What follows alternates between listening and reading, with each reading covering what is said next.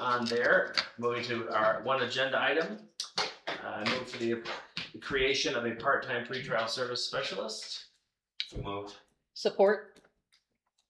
So, Mark Durfee is here with you if you have any questions, but essentially, we have a grant. We have a grant that funds the majority of this, but not all of it. And we have hit more clients, so to speak, than we had anticipated. They have provided supervision to 434 defendants, which is more than twice what was projected need for the county. And at this point, they've conducted 506 risk assessments, and they projected only conducting 200. So they're in need of some additional help and support in managing the office, as well as doing these supervisions for the defendants. Because the supervision occurs once they're arraigned until the adjudication of the whatever the charge is. So that could be 8 weeks, could be longer, depending on how the case goes. The risk assessments happen for each and every individual. So, for example, there's 506 risk assessments that were done. Of that 506, about half of them, 234, required supervision beyond that, which is substantially more than we had anticipated. But it does show that there's a lot of need and help with the program. And it's the opioid, so. We would use some of the opioid money to pay for that, and it qualifies. So could Mark speak to that for a minute? So what is that gonna look like in your office? So there's you, Taylor would, she's kind of your right hand, right? So our office is split up into phases. So the risk assessment's a 2-part phase. It's an in-person interview. Then we have to do the verification process through criminal history, through lien, that sort of thing. The third person would be there for data. We have to track a tremendous amount of data. And we have a board, and anybody's more than welcome to come down to our office and look. But we have a board, an active board that's changing by the minute. So that person would be answering the phones, doing all the data, and maintaining that board. So when the defendant calls, we can at a glance tell them. So we have to give court reminders, and we have to track law enforcement contact if they have. So of all the defendants that well, I want to make a note first. We only deal with felonies and serious or assaulted misdemeanors, to include stalking. So we're not handling every case. We don't do drunk dragons or disorderlies or anything like that. We're only handling serious offenses. So when we have these people that are on supervision, we're in contact or touching that case every single day for every single defendant. Even the ones that are in jail that are assigned to pretrial supervision, if they've not made bond, we have to look at them every single day to see if they get out of jail, and then we start the process. So the pretrial supervision community corrections is, for the lack of a better term, they say it's alternatives to incarceration. This is, we take public safety into account.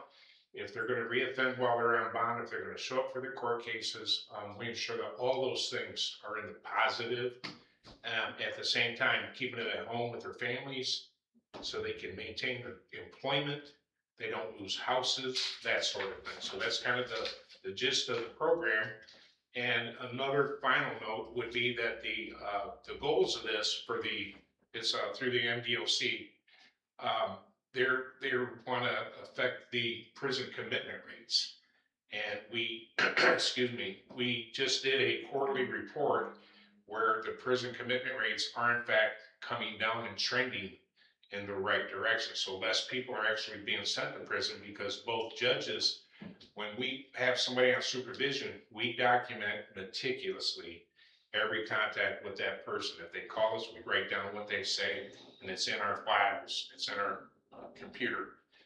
So when they go for a plea deal, when they go for sentencing, the judges look at that and see how they were with us on supervision, and it kind of gives the judges a little bit better idea. Instead of sending to prison, Judge Stewart may have a warm fuzzy on this guy. He's responded well to treatment. So we do testing, treatment, we do all of that, so.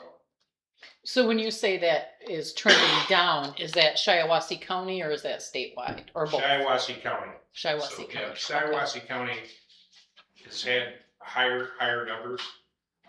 And simply because Judge Stewart is not a cookie cutter, he doesn't sentence based on a budget. He sentenced based on that individual. So now he's very invested in this, so is Judge McComb.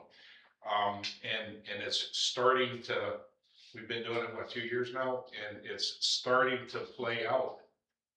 It's what it's designed to do, and we're seeing very favorable results for that. Now, how many of these people are on tethers approximately? Right now, we've had as much as 30. I think right now we've got 9 Oh, okay. on tether. We also do the sober link, so any OUIL third or up or above gets put on sober link. And so It's kind of like a tether, but it can pick up alcohol levels on your skin. Wow. it's a PBT. Oh, I thought it was like you had to, It's like driving. It's like, no, you're thinking of the interlock. SoberLink is like a handheld PBT that defendants take with them. They charge it just like a cell phone. It's got a camera in it with facial recognition, and we're required to make them blow. We set up a schedule, and they blow. So if they blow hot, we get them in front of the judge. Maybe treatment is in order, inpatient treatment. It's not always jail time. So some people just cannot, they struggle. We recognize that. So we try to give them help when we can. And we do a lot of referrals to the specialty courts, both for mental health. We look out for mental health candidates, substance abuse candidates. We identify at the time of arraignment, we're identifying specialty needs. That's what another thing that the risk assessment handles.